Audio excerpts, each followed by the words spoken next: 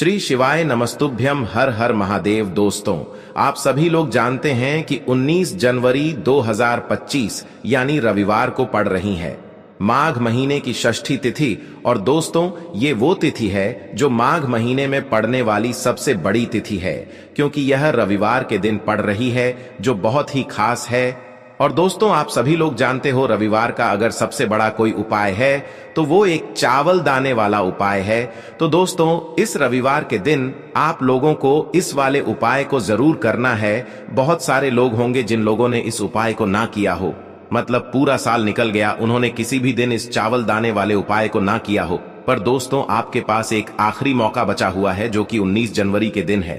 तो इस दिन आप लोगों को इस वाले उपाय को जरूर कर लेना है। भले ही आपने पूरे साल भर इस उपाय को ना किया हो, पर अगर आपने इस माघ महीने के षष्ठी तिथि के दिन अगर इस वाले उपाय को कर लिया, तो आपको इस उपाय को करने का वो फल मिलेगा जिसकी आपने कभी कल्पना भी नहीं करी होगी। इसीलिए आप लोग इस वाले उपाय को एक बार जरूर कर लेना, ताकि आप लोगों के हाथ से यह मौका ना जा सके और आपको इस उपाय को करने का फल मिल सके। दोस्तों, ये उपाय पंडित जी ने अपनी अभी की ही शिव महापुराण की कथा में बताया है। जिस उपाय को आज हम आपको बहुत अच्छे से समझाने वाले हैं।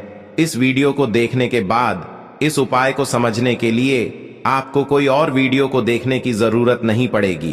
तो चलिए दोस्तों, उपाय को शुरू करते हैं। देखिए, ये इस माघ महीने के रविवार के दिन यह इतना खास होता है, इतना महत्वपूर्ण होता है। देखा गया है, कभी कभी बड़े बड़े पूजा पाठ अनुष्ठान से जो मनोकामना पूर्ण नहीं होते, वो माघ महीने के रविवार के दिन एक छोटे से उपाय करने से ही आपकी मनोकामना पूर्ण हो जाती है। और बहुत सारे लोगों ने इस उपाय को किया भी है और उनको इस उपाय को करने का फल भी जरूर मिला है। अगर आप लोग भी इस उपाय को करना चाहते हैं, तो आप इस उपाय को पहले अच्छे से समझ लेना, सुन लेना, उसके बाद करना। आपको इस उपाय का फल जरूर मिलेगा। और इस उपाय को कर लेने से आपके घर में चाहे किसी भी प्रकार की दुख और समस्या क्यों ना चल रही हो, आपको उसका कारण भी नहीं पता है कि भाई यह समस्या किस कारण से चल रही है।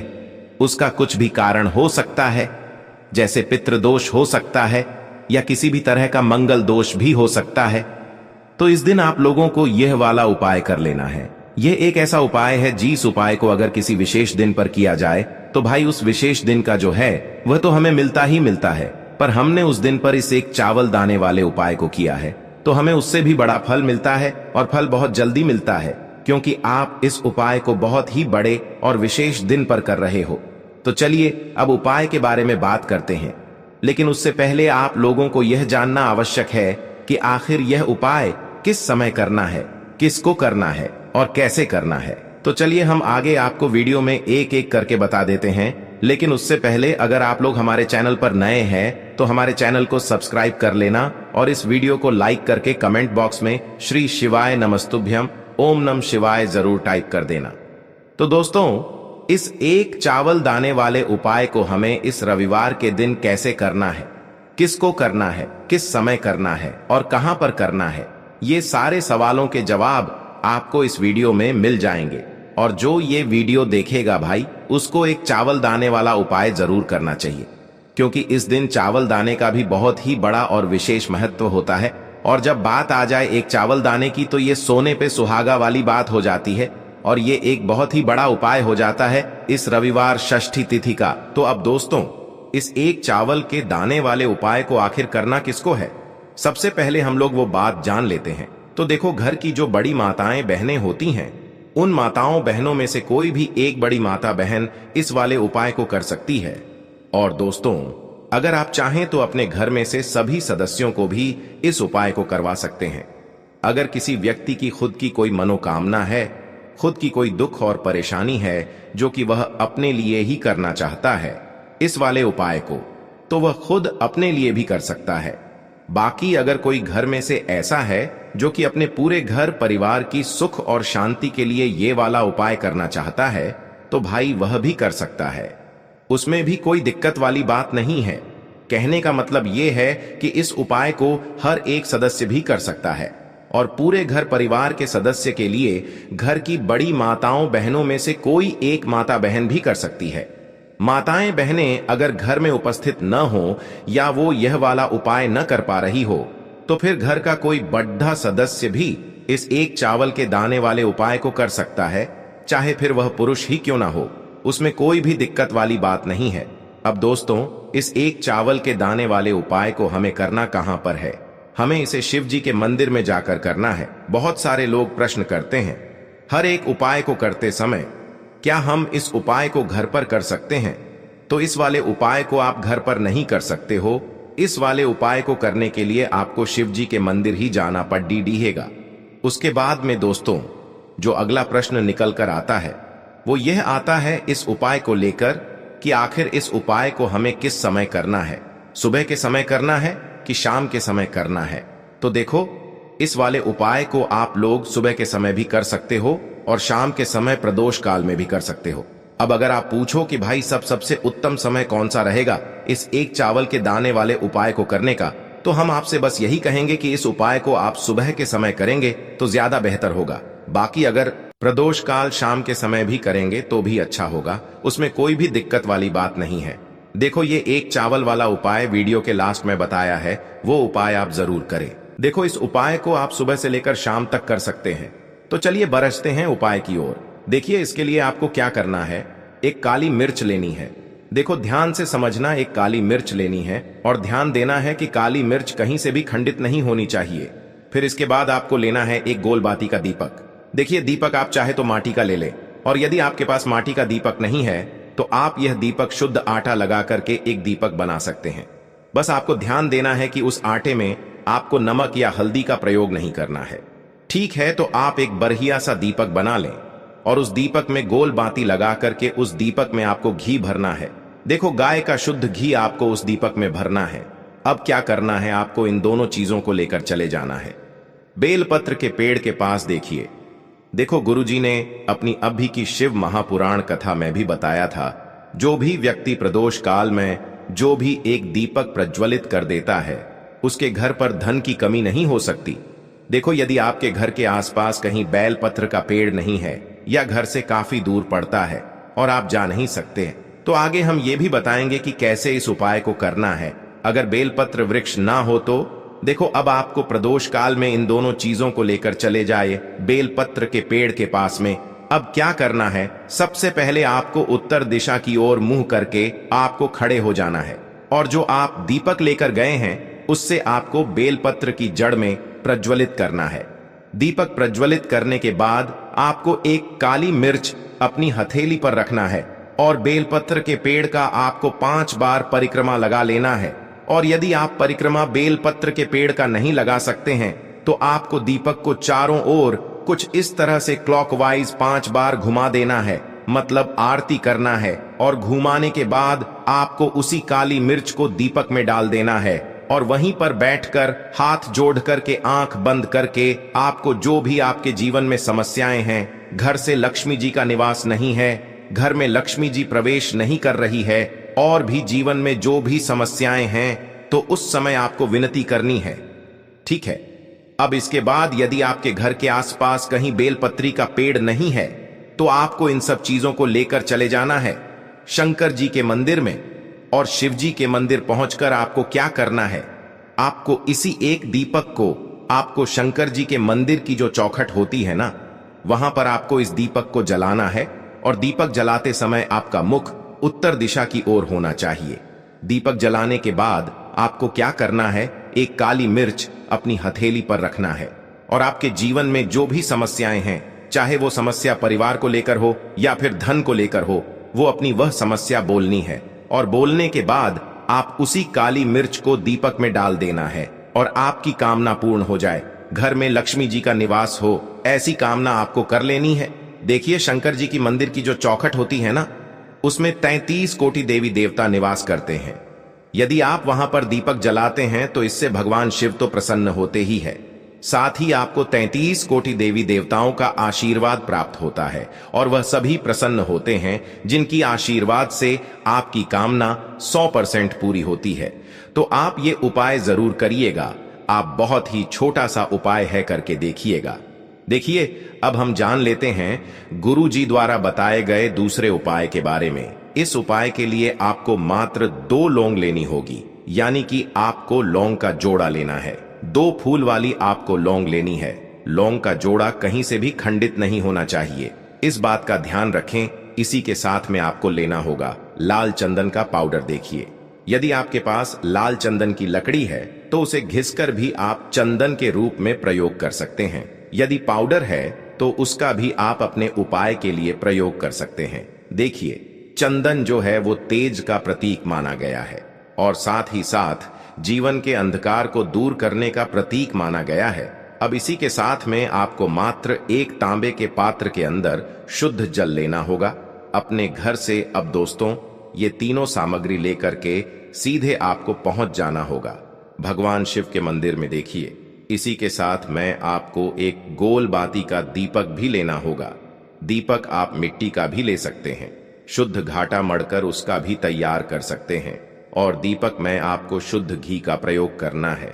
लेकिन जैसे ही आप इन सभी सामग्रियों को मंदिर में लेकर के पहुंचेंगे, मंदिर में जैसे ही आप चौखट के वहां पर पहुंचेंगे तो मंदिर की चौखट के सीधे तरफ आप जो अपने साथ एक गोल बाती का दीपक लेकर के आए हैं उसे आपको सबसे पहले तो प्रज्वलित कर देना है। यानी कि जैसे ही आप मंदिर की चौखट के वहां पर प्रवेश करते हैं तो उसके सीधे तरफ आपको ये गोल बाती का दीपक प्रज्वलित कर देना है। अब देखिए, जैसे ही आप यह दीपक प्रज्वलित करेंगे तो आपकी जो भी मनोकामना है उससे आपको बोल देना है। आप इस दीपक को इस प्रकार से प्रज्वलित करने के बाद इन सभी सामग्रियों को आपको शिवलिंग के पास में लेकर पहुंच जाना है।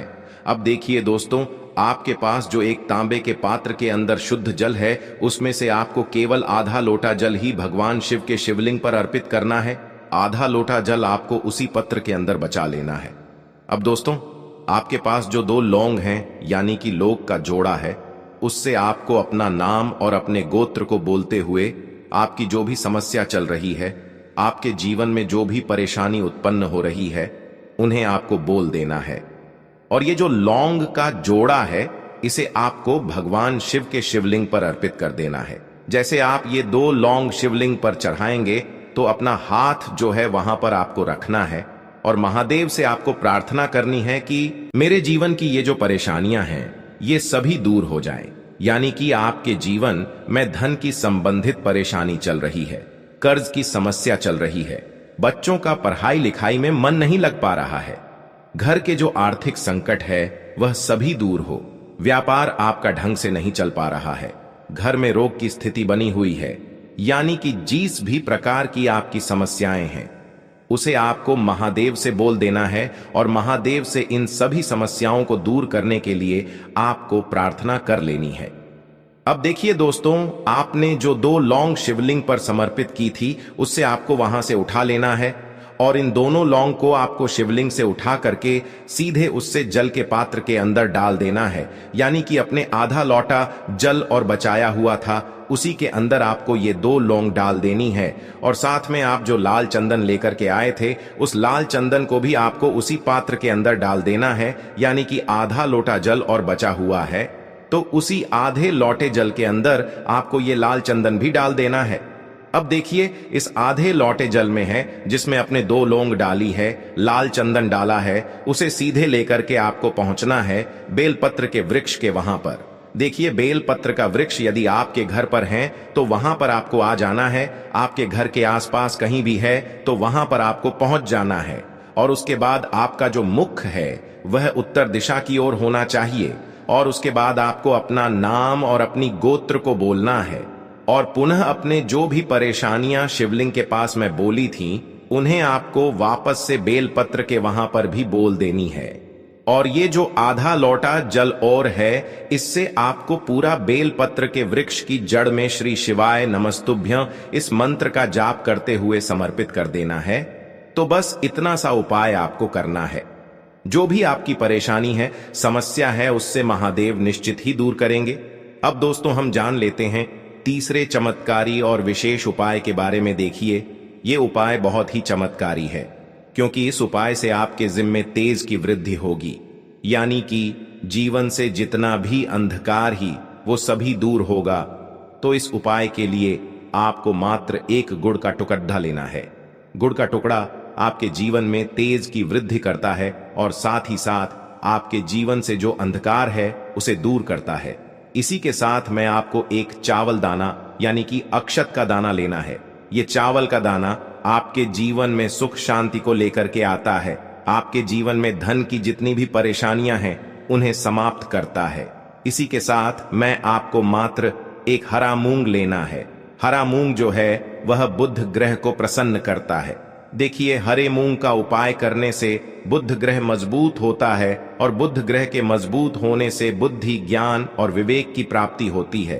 तो ये तीनों ही सामग्री आपको एक एक लेनी है, यानी कि एक गुड़ का टुकड़ा, एक चावल का दाना, एक हरा मूंग आपको लेना है। देखिए, हरा मूंग का दाना और चावल का जो दाना है वो आपको साबुत लेना है, खंडित नहीं होना चाहिए। और इसी के साथ में आपको मात्र एक तांबे के पात्र के अंदर अपने घर से शुद्ध जल ले लेना है। देखिए, अब इन सभी सामग्रियों को लेकर के सीधे आपको पहुंच जाना है भगवान शिव के मंदिर में। आप ये उपाय सुबह से लेकर के शाम तक किसी भी समय कर सकते हैं, लेकिन रविवार के दिन ही आपको इस उपाय को करना है। तो सबसे पहले तो ये जो एक गुड़ का टुकड़ा है, एक चावल का दाना है और एक हरा मूंग का दाना है, उन तीनों को आपको उस जल के पात्र के अंदर डाल देना है। लेकिन यह जो उपाय है आपके जीवन की सारी परेशानियों को दूर करने के लिए होता है, लेकिन विशेष मनोकामना तीनों सामग्रियों से ही आपकी परिपूर्ण हो जाती है। देखिए, यदि आपके जीवन तेज होगा तो सभी आपसे वार्तालाप करेंगे, सभी आपसे बात करेंगे और आपका जो मान सम्मान है वह बढ़ता है। और चावल का जो दाना है वह धन में वृद्धि करता है, मन की शांति के लिए होता है। और हरा मूंग जो है वो बुद्धि, ज्ञान और विवेक की प्राप्ति के लिए होता है। अब देखिए, यह जो एक पात्र है, इससे आपको भगवान शिव के शिवलिंग पर धीरे धीरे अर्पित कर देना है। श्री शिवाय नमस्तुभ्यम इस मंत्र का जाप करते हुए और तुम रुकेश्वर महादेव का मन में स्मरण करते हुए। लेकिन तुम रुकेश्वर महादेव का स्मरण करने से यह जो उपाय है और अधिक प्रभावशाली हो जाता है। तो तुम रुकेश्वर महादेव का स्मरण करते हुए यह उपाय करने से आपके जीवन में जो भी अशांति है वह सभी दूर हो जाएगी। तो इस प्रकार से आपको ये सुंदर सा उपाय कर लेना है। इसके बाद बात करते हैं तीसरे उपाय की। देखो, ये उपाय बहुत ही अचूक उपाय है जो आपको करना है। देखो, इस उपाय के लिए आपको 2 दीपक लेने हैं। देखो, दोनों दीपक आपको मिट्टी के दीपक लेने हैं। उसके बाद आपको दोनों दीपक को प्रज्वलित करने के लिए आपको लंबी बाती लेनी है। और ये दीपक घी और सरसों के तेल से दीपक प्रज्वलित करने हैं। ये सब लेने के बाद आपको लेना है एक कटोरी में कच्चा दूध थोड़ा सा लेना है। उसके बाद आपको लेना है एक लोटा जल। देखो, गुरुजी ने इस उपाय के लिए बताया है कि ये उपाय आपको प्रदोष काल में करना है। कहते हैं कि बेलपत्र के वृक्ष में प्रदोष काल के समय में महादेव वास करते हैं। उस समय हम कोई भी उपाय करते हैं तो उसका फल हमें अवश्य मिलता है। देखो, अब ये सब सामग्री लेकर आपको प्रदोष काल में चले जाना है बेलपत्र के वृक्ष के वहां पर। देखो, वहां पहुंच जाने के बाद आपको सबसे पहले बेलपत्र की जड़ में सबसे पहले वो दूध जो आप लाए हैं उसे समर्पित कर देना है। उसके बाद आपको जो एक लोटा जल जो आप लाए हैं वो आपको धीरे धीरे बेलपत्र की जड़ में समर्पित कर देना है।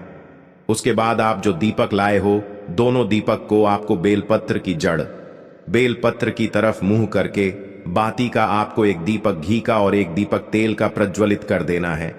और आपकी जो भी मनोकामनाएं हैं वो महादेव को बोलना है। देखो, गुरुजी ने कहा रविवार के दिन पर बेलपत्र की जड़ में दीपक प्रज्वलित कर देता है, महादेव उसकी सभी मनोकामना पूरी कर देते हैं। देखिए दोस्तों, आज के इस वीडियो में हमने आपको रविवार के दिन किए जाने वाले 3 बहुत ही सुंदर से उपाय बताए हैं। जो भी आपके लिए उचित है, सरल है, उसे आप कर सकते हैं। यदि उपाय से जुड़ा किसी भी प्रकार का सवाल है तो कमेंट में पूछ लें। उपाय को करते समय आप किसी भी प्रकार की गलतियां ना करें। अगर आपको हमारी वीडियो पसंद आए तो हमारे इस चैनल को सब्सक्राइब जरूर करें। हर हर महादेव, ओम नमः शिवाय। धन्यवाद। ऐसे ही जानकारी के लिए छाया जैन चैनल को सब्सक्राइब करें और अगर आपको यह वीडियो अच्छी लगी हो तो एक लाइक अवश्य करें और कमेंट में ओम नमः शिवाय अवश्य लिखें।